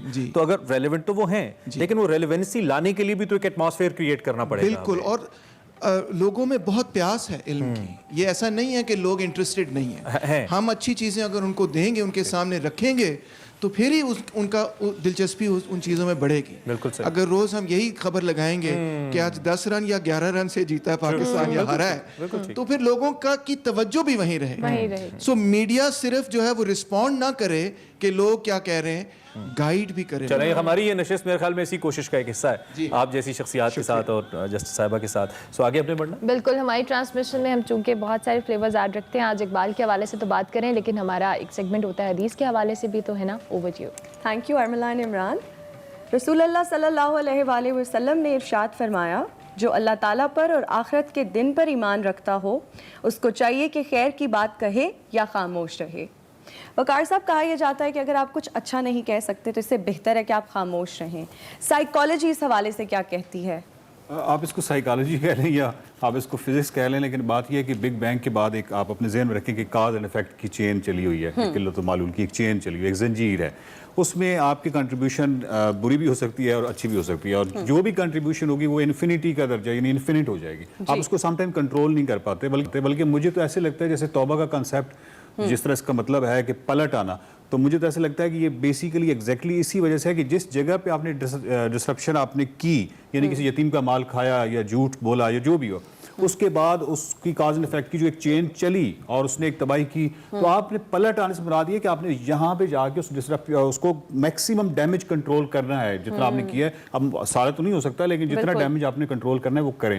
تو اس کا مطلب یہ ہے کہ آپ نے جو خیر, آپ جو کنٹریبیوشن اس یونیورس کے اس کاز اینڈ افیکٹ کی اس لامتناہی قسم کی چین میں وہ کر سکتے ہیں وہ اچھی کریں, ادروائز خاموش رہیں تاکہ کنٹریبیوٹ نہ ہی کریں, کیونکہ آپ کی چیزیں ہاتھ سے انفینٹ ہو جاتی ہیں, کنٹرول سے نکل جاتی ہیں. آپ لوگ اس وقت جو ٹی وی پہ لائیو ہم بیٹھے ہوئے ہیں تو میرے ایک جھوٹ کا میگنیچیوڈ کیا ہوگا, مطلب آپ تصور بھی نہیں کر سکتے, آپ یہ بھی نہیں سوچ سکتے کہ قیامت کے دن اس میگنیچیوڈ جو ہے میں معافی کتنے لوگوں سے مانگوں گا. مطلب اس وقت 35 ممالک ہیں تو 35 ممالک. جی علامہ صاحب پلیز. میں ایک گزارش میں عرض کرنا چاہوں گا, حکیم لقمان یہ وہ ہستی ہیں کہ جن کی حکمت کو اللہ نے قرآن میں بیان فرمایا. وہ فرماتے ہیں, اور بلکہ میں عرض کروں گا کہ اپنی اولاد کی تربیت کے لیے, جیسے بچوں کی بات ہو رہی جو نشر کے لیے, تو انہوں نے جو 21ویں پارے میں سورہ لقمان میں جو دوسرا رکوع ہے تقریباً 10 کے قریب نصیحت اپنے بیٹے کو کی, وہ ضرور پڑھنی چاہیے ہر استاد کو, ہر والدین کو. وہ فرماتے ہیں یعنی جن کا قول, جن کا فرمان رب نے, جن کا بول قرآن کا قول بنا دیا, وہ فرمایا کرتے تھے کہ میں جب بھی پچھتایا ہوں بولنے پہ پچھتایا ہوں, خاموش رہنے پہ کبھی نہیں پچھتایا. اس لیے آقا کریم صلی اللہ علیہ وسلم معاذ بن جبل جیسی ہستی کو یمن کا گورنر بنا کے بھیج رہے ہیں, اور فرما رہے ہیں میری امت کا سب سے بڑے عالم معاذ بن جبل ہیں, اعلم بالحلال والحرام. تو ان کو جب خاموش رہنے کی بات آئی, زبان کو سنبھالنے کی بات آئی, تو فرمایا یا معاذ الا ادلک بملاک ھذا کلی, کیا میں تمہیں پورے دین کا خلاصہ نہ پیش کروں؟ کہ یا رسول اللہ وہ کیا ہے؟ تو آپ نے زبان کو, جیسے چھوٹے بچے کو سمجھایا جاتا ہے, اتنے بڑی شخصیت کو زبان باہر نکال کے اور یوں پکڑ کے اللہ کے محبوب نے فرمایا کف ھذا, اس کو روک لینا, تم نے پورے دین پہ عمل کر لیا. اس لیے حدیث پاک میں آتا ہے من کان یؤمن. بڑی اہم بات وقار بھائی جو آپ نے کی کہ اس کا جو میگنیٹیوڈ ہے اس کو ہم نے دیکھنا ہے, اور خاص طور پہ اگر آپ سربراہ ریاست ہیں یا کسی ادارے کے سربراہ ہیں تو پھر تو آپ کے اوپر ذمہ داری بہت زیادہ ہو جاتی ہے, اور آج کل اس بات کا دھیان بہت زیادہ رکھنا بلکہ علامہ صاحب اس کی دو چیزیں ایسی ہیں جس میں کہا گیا کہ شکر کرو کہ تمہیں وہ رسپانسبلٹی کے اس لیول پہ نہیں لیا گیا. شکر کرو کہ آپ بس ایک کیا کہتے ہیں نو مین ہے یا نو بڈی ہے, تو جتنے آپ اوپر چلے جائیں گے آپ کا دائرہ اختیار جتنا بڑھتا جائے گا اتنا دائرہ احتساب بڑھتا جائے گا, اور کم از کم تحقیق ضرور کر لی جائے کوئی بھی فیکٹ کہیں پہ بھی شیئر کرتے ہوئے, یہ بھی بڑا لازمی ہے اس حدیث کا متن. بہت شکریہ ہے نا وقار صاحب, آپ نے اس حوالے سے ہمیں بتایا.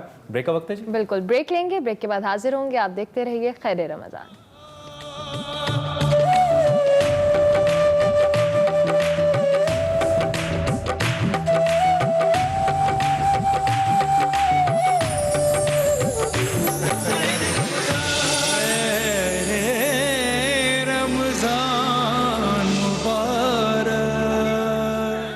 ایکسپریسو خیر رمضان میں آپ کو خوش آمدید. ہنا کی آواز آپ کو آگی ہوگی, ہنا کول کچن میں جا چکی ہے. ہنا کیا بنا رہی ہیں؟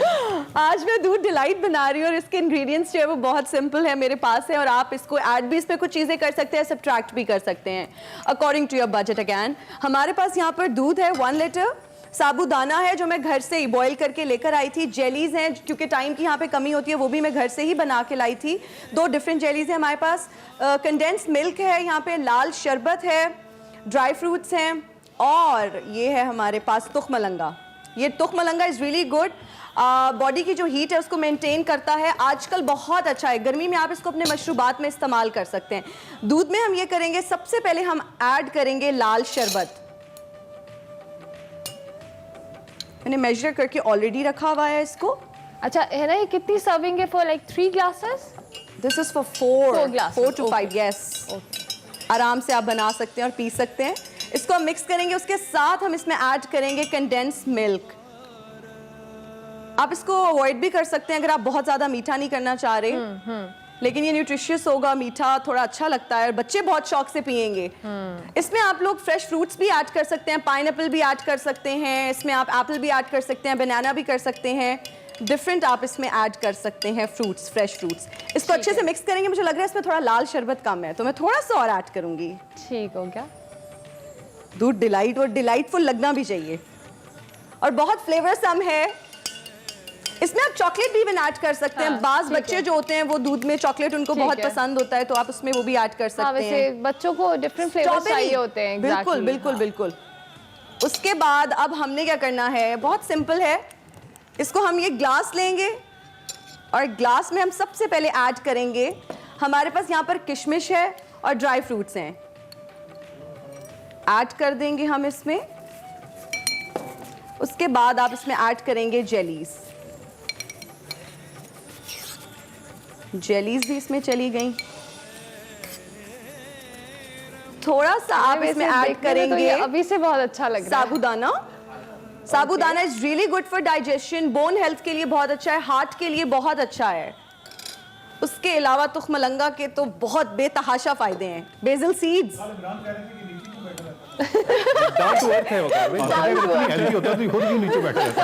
بڑا مؤدب اس ایلیمنٹ گلاس میں بالکل نیچے نہیں ہے, اس گلاس میں یہ اوپر ہے.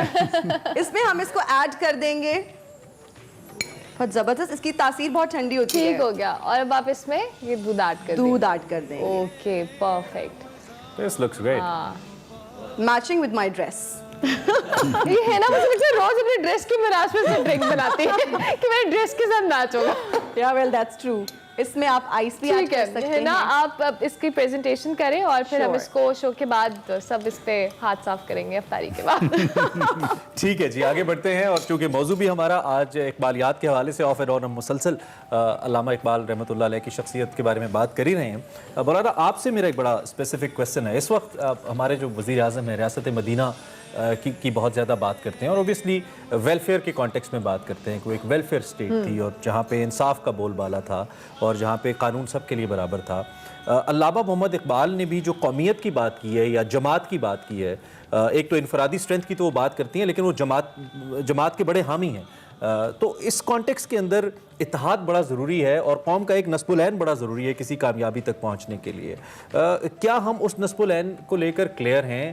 اور اس کے ساتھ ساتھ جس طرح ویلفیئر کے لیے اس وقت مختلف اقدامات حکومت کر رہی ہے, آپ کو لگتا ہے کہ ہم اس لائے عمل کو اس طرح سے اپنائے ہوئے ہیں جس طرح عصر حاضر کی ضرورت ہے, یا اس میں مزید ہمیں آگے جانا ہے؟ اس پہ ذرا روشنی ڈالیے. وزیر اعظم کا ریاست مدینہ کا تصور اور اقبال کا سوشل ویلفیئر کا جو میسج ہے اپنی شاعری کے اندر. جی دیکھیے, ہم ابتدا کریں گے نبی کریم صلی اللہ علیہ وسلم کی سیرت مبارکہ سے, کیونکہ اللہ تعالیٰ قرآن پاک میں فرماتے ہیں لقد کان لکم فی رسول اللہ اسوۃ حسنہ.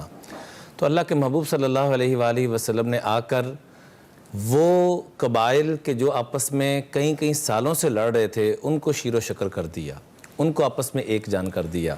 اور حضرت علی المرتضیٰ ایک خطبہ دیا کرتے تھے جو ان کی ساری آل اولاد بھی اس خطبے کو رپیٹ کیا کرتی تھی. اگر ہم اس کو لے لیں تو علامہ اقبال صاحب کی بھی فکر اس میں آ جائے گی اور ہمارے عمران خان صاحب اللہ پاک ان کو مزید ہمت دے اور جو کام کہہ رہے ہیں اللہ اس کے عمل پہ آنے کی اور لانے کی اللہ پاک ان کو توفیق عطا فرمائے. اور خلفائے راشدین نیا ہاؤسنگ اسکیم, نیا پاکستان جی مختلف چیزیں ہیں.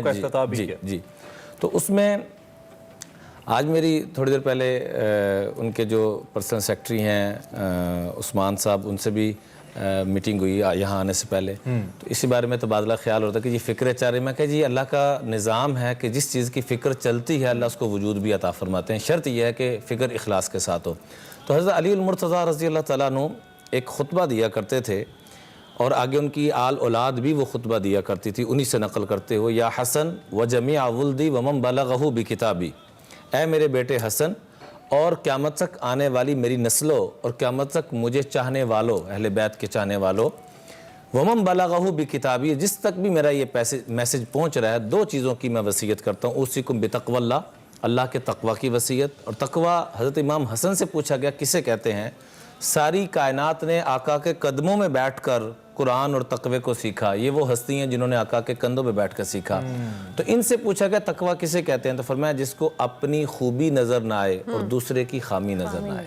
دوسری بات جو آپ آپس میں جوڑ کی بات فرما رہے ہیں, تو حضرت علی نے فرمایا ان صلاح ذات البین افضل من عامت الصلاۃ والصیام والحج, کہ جتنی بھی عبادات ہیں ان سب سے بڑھ کر اللہ کے قریب اگر کوئی ہونا چاہتا ہے تو وہ سوائے ایک چیز کے انسان نہیں قریب ہو سکتا, اور آپس کا جوڑ ہے. جس کو علامہ اقبال صاحب نے بھی ہندو مسلم کو بھی جوڑنے کی کوشش کی اور مختلف قوتوں کو جوڑنے کی کوشش کی اور اس میں کامیاب بھی ہوئے. کاش کہ ہم بھی اسی نقش قدم پہ چلتے ہوئے جس پہ ہمارے خان صاحب بھی کوشش فکر کر رہے ہیں, اللہ تعالیٰ ان کو کامیاب کرے. مولانا صاحب چونکہ ہماری ٹرانسمیشن کا وقت ختم ہو رہا ہے اور ہمیں افطاری کی طرف بھی جانا ہے, ہم چاہیں گے وظیفہ اور دعا. چونکہ آج عشق مصطفیٰ کے حوالے سے گفتگو ہوئی ہے, تو جیسے علامہ کو کئی مرتبہ آقا کریم صلی اللہ علیہ وسلم کی طرف سے بشارتیں اور زیارت کا ہونا, ایک مرتبہ بیمار ہوئے تو حضور علیہ السلام کی زیارت کے ذریعے بتایا گیا کہ یہ ٹھیک ہو چکے، صبح اٹھ کے دیکھا گیا تو علامہ صاحب ٹھیک ہو چکے تھے۔ تو ہر بندے کی دلی تمنا ہے، آپ صلی اللہ علیہ وسلم فرمایا کرتے تھے کہ میری امت کے وہ لوگ بھی آئیں گے جو کہیں گے ہمارا سب کچھ لٹ جائے لیکن آقا کی زیارت ہو جائے۔ امام احمد بن حنبل اور امام مالک رحمۃ اللہ علیہ فرماتے ہیں کہ ما بت لیلۃ الا ورأیت رسول اللہ صلی اللہ علیہ وسلم، جس رات بھی سوئے حضور کی زیارت ہوئی۔ ایسے لوگ بھی ہیں۔ تو ہم اپنی آنکھ کو بے حیائی سے اور دوسروں کے عیبوں سے پاک کر لیں اور درود پاک کی کثرت شروع کر دیں۔ اللہ کی قسم کوئی بھی درود آپ کو آسان لگتا ہے آپ وہ پڑھنا شروع کر دیں، اللہ کے فضل و کرم سے اللہ پاک اپنے محبوب کی زیارت کروائیں گے۔ ابھی ہم اپنے دیس کے لیے اور جن کی فکروں کی برکت سے ہمارا دیس وجود میں آیا ان کے اصالِ ثواب کے لیے ایک مرتبہ سب سے درخواست ہے درود پاک پڑھ لیں، پھر انشاءاللہ دعا کرتے ہیں۔ اللہم صلی علی محمد وعلی آل محمد۔ الحمدللہ رب العالمین عدد خلقہ ورضا نفسہ وزینۃ عرشہ ومداد کلماتہ، اللہم لا نحصی ثناء علیک انت کما اثنیت علی نفسک، اللہم صلی وسلم وبارک علی سیدنا و مولانا محمد النبی الامی الہاشمی وعلی آلہ واصحابہ البررۃ الکرام وعلی سائر الانبیاء والمرسلین والملائکۃ المقربین۔ اے کریم رب، آج ہم تجھ سے اپنے حضرت اقدس استاد العلماء استاد محترم حضرت علامہ اقبال صاحب کے درجات کی بلندی کی درخواست کرتے ہیں۔ یا اللہ ان کے درجات کو انتہائی بلند فرما، ان کو اپنی شیان شان جزائے خیر عطا فرما۔ یا اللہ جو انہوں نے ہمارے اوپر اور پوری انسانیت کے اوپر جو احسانات فرمائے، یا اللہ ہمارے پاس الفاظ نہیں ہیں، یا اللہ تو ان کو اپنی شیان شان جزائے خیر عطا فرما اور ہمیں ان کی تعلیمات سے فائدہ اٹھانے کی توفیق عطا فرما۔ اے اللہ جو آج مدینہ کی ریاست کی بات ہو رہی ہے، یا اللہ ہمارے وزیر اعظم صاحب کو مزید ہمت اور توفیق عطا فرما کہ یا اللہ ناموس رسالت کے لیے جو انہوں نے ارادہ کیا ہے کہ تمام اسلامی ممالک کے سربراہوں کو اکٹھا کر کے اس قرارداد کو پیش کریں گے اور ہمیشہ ہمیشہ کے لیے ناموس رسالت کی حفاظت کے لیے ایسا اقدام اٹھائیں گے کہ آئندہ کسی کی جرت اور ہمت نہ ہو کہ ویسی زبان استعمال کر سکے۔ یا اللہ یہ سیرا ان کے سر پہ باندھنے کی یا اللہ ان کو توفیق عطا فرما۔ اے اللہ جس انداز میں آقا کریم صلی اللہ علیہ وسلم نے ہمارے لیے دعائیں مانگیں، اور یا اللہ علامہ اقبال صاحب جو حضور کے عشق میں یہ شعر پڑھا کرتے تھے کہ یا اللہ میرے گناہوں کو تو معاف فرما دینا، کل قیامت کے دن یا اللہ میرا حساب نہ لینا، اگر تو نے حساب ضرور لینا ہوا تو اپنے محبوب کے سامنے نہ لینا، کس منہ کے ساتھ ان کے سامنے پیش ہو سکیں گے۔ یا اللہ اپنے محبوب کے سامنے رسوائی سے بچانا، یا اللہ ان کی آنکھوں کی ٹھنڈک کا ہمیں سامان بنا۔ وصلی اللہ علی النبی الکریم وعلی آلہ وصحبہ اجمعین برحمتک یا ارحم۔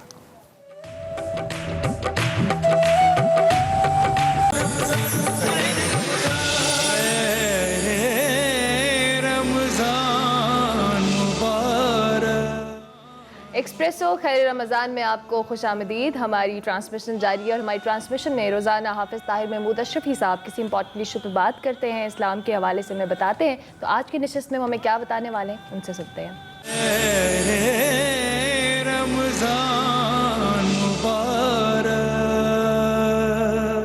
بسم اللہ الرحمن الرحیم، نحمدہ ونصلی ونسلم علی رسولہ الکریم، اما بعد۔ ناظرین، رمضان المبارک کے مقدس ایام میں بہت ساری چیزیں آپ پوچھتے ہیں، کہتے ہیں۔ آج میں دو چیزوں پہ بات کرنا چاہتا ہوں۔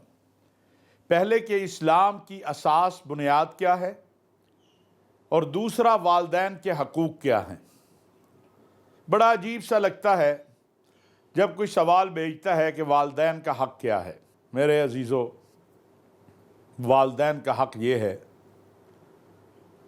کہ ساری زندگی انہیں اپنے کندھوں پہ بٹھا کے بیت اللہ کا طواف کرواتے رہیں، صفا مروہ کی سعی کرواتے رہیں، عرفات کے میدان میں لے جاتے رہیں، مسجد نبوی میں روضہ اطہر کے سامنے سلام کے لیے لے جاتے رہیں، تو اس رات کا حق بھی ادا نہیں ہوتا جو ایک رات ماں نے خود وہ گیلی جگہ سو گئی اور آپ کو اس نے خشک جگہ پہ سلا دیا۔ انسان کی زندگی کے اندر باپ ہمیشہ اس بات کا متلاشی رہتا ہے کہ جو کامیابیاں مجھے نہیں ملی میری اولاد کو مل جائے۔ وہ ساری زندگی کی اسٹرگل اس کی اس پہ ختم ہو جاتی ہے کہ میری اولاد میرے سے بہتر میرے سے اچھی زندگی گزار لے، اس کا کوئی حق ادا کر سکتا ہے؟ اللہ نے قرآن کریم میں جو حکم ارشاد فرمایا وہ بڑا عجیب ہے۔ کہا وَقَضَىٰ رَبُّكَ أَلَّا تَعْبُدُوا إِلَّا إِيَّاهُ، اپنی توحید کے ساتھ کہا تمہارا رب کا فیصلہ ہے، یہ اعلان ہے، سنو، اس کے علاوہ کسی کی عبادت نہیں۔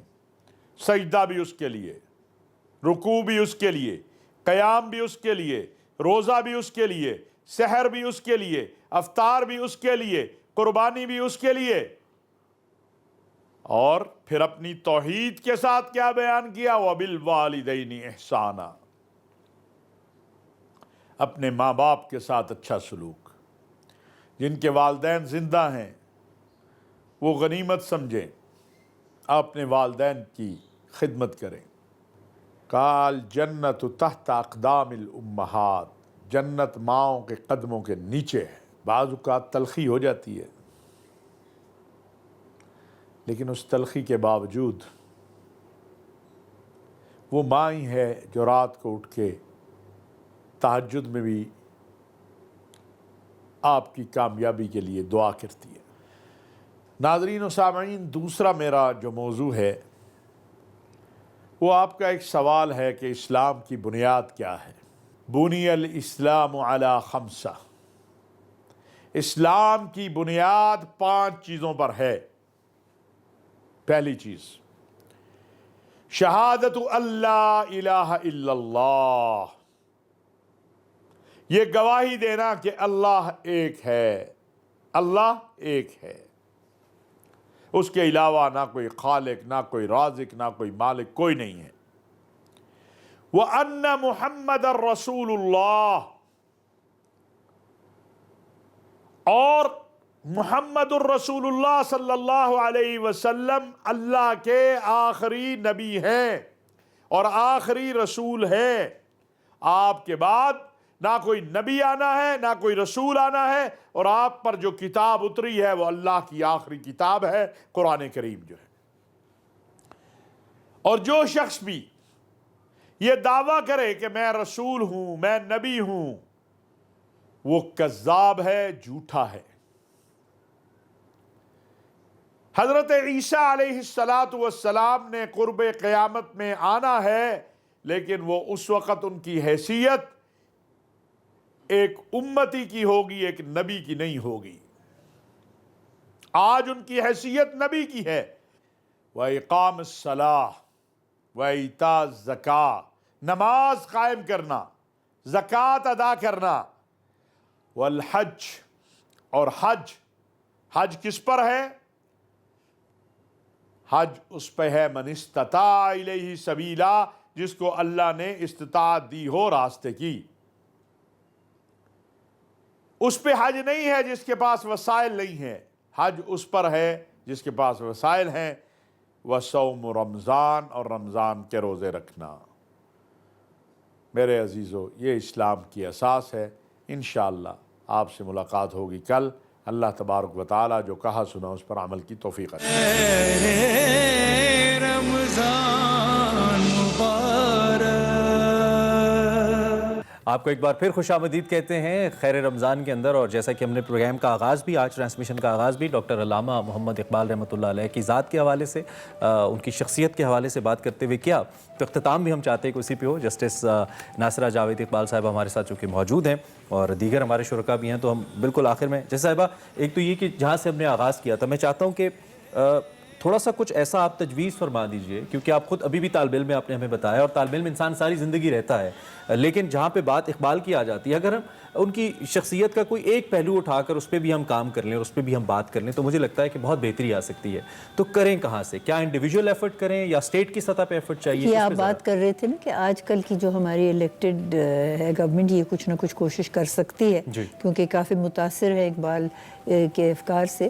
تو آج کل تو یونیفائڈ نیشنل کریکولم جو ہے وہ بن رہا ہے، تو وہ زیادہ بتا سکتے ہیں تیمور رحمان صاحب کہ اس میں کون سی وہ علامتیں ہیں جو شامل ہونی چاہیے، تاکہ سارے پاکستان میں ایک قسم کا اتحاد پروموٹ کرنے کا جو ہے وہ سوچ اس پہ consensus ہو جائے اور پھر اس کو لے اور کے یہ جو چھوٹے بچے ہیں نا جی ان کو تو یہ جب بات ہوتی ہے تو میری تو سمجھ میں آتی نہیں ہے کہ اتنی زبانیں تو سیکھ نہیں سکتے. اپنی مادری زبان میں پہلے 3-4 سال تو وہ جو بھی سیکھیں.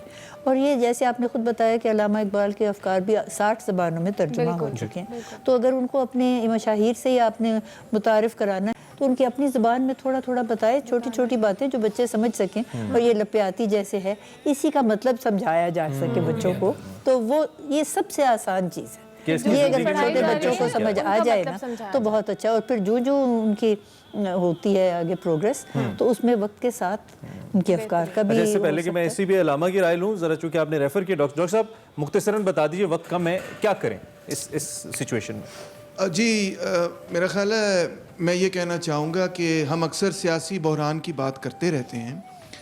2 پارٹیوں کو ہم آزما چکے ہیں, تیسری کو آزما رہے ہیں. اصل میں علامہ اقبال جس چیز کی عکاسی کر رہے ہیں وہ یہ ہے کہ سیاسی بحران صرف عکس ہے ایک بنیادی نظریاتی فکری بحران کا. کیونکہ پوری جو آپ کہہ سکتے ہیں مسلم سویلائزیشن ہے, اس کو ایک چیلنج ہے ماڈرنٹی سے اور ویسٹ سے اور کلونیلزم سے, امپیریلزم سے. اس کا جواب جو ہے وہ تلاش کر رہے ہیں, اور اس جواب میں وہ شروع میں ہی لکھتے ہیں کہ میں یہ نہیں کہہ رہا کہ جو میں نے جواب لکھا ہے وہ حرف آخر ہے, ایک کوشش ہے اور آئندہ نسلیں اس کو اور بہتر کریں گی. تو اسی بات سے نتیجہ اخذ کرنا چاہیے کہ ان کی کوشش کو مزید آگے بڑھایا جائے, بہتر کیا جائے. ایک کلیکٹیو ایفرٹ. آپ کیا یہ سمجھتا ہوں کہ علامہ صاحب کے حوالے سے 2 چیزیں اگر ہم, ایک تو وہ بت بنانے والا کام ختم کر دیں. مطلب علامہ صاحب کی جس طرح یہ کنسٹرکشن والی بات کر رہا تھا, اس پہ بہت اچھی جو تنقید ہے وہ علی عباس جلال پوری کیا ہے. علی عباس جلال پوری کی جو علامہ صاحب پہ تنقید ہے اس پہ احمد جاوید صاحب کو بڑا اچھا کام ہے. ہمارا کام ایک طالب علمانہ ہونا چاہیے, اور بجائے اس کے کہ ہم مطلب پہلی سطح ہے علامہ صاحب کو پڑھنا, اور دوسری سطح پہ رہنمائی ضروری ہے یا صرف انفرادی سطح پہ ہی کرنا چاہیے؟ نہیں, قومی سطح پہ تو اس کے علاوہ مطلب آپ کریں نا, اقبال کو اگر آپ نے پڑھانا ہے تو میرا خیال ہے کہ آپ کو جو باقی علوم ہے, جتنی بھی عصری علوم ہے, ان پہ فوکس کرنا پڑے گا. تو باقی علامہ صاحب کی شرح آپ چھوڑ دیں, وہ جو باقی وہ علوم حاصل کریں گے وہ خود کر لیں گے. علامہ صاحب کی شرح وہ زیادہ بہتر ہے. آپ بھی جلدی سے ایک کامنٹ کر دیجیے. میں یہ عرض کروں گا کہ اس کو باقاعدہ نصاب میں حصہ بنانا چاہیے, اور جو بھی باقی پڑھ رہے ہیں اس کو پورا توجہ کے ساتھ, دھیان کے ساتھ پڑھیں. بالکل اللہ تعالیٰ کا مطلب سمجھا جائے. بہت شکریہ آپ سب کا کہ آپ ہماری ٹرانسمیشن کا حصہ بنے. ابھی ہم آپ سے اجازت لیں گے, آپ سے ہماری ملاقات ہوگی کل. اپنا خیال رکھیے گا. اللہ حافظ.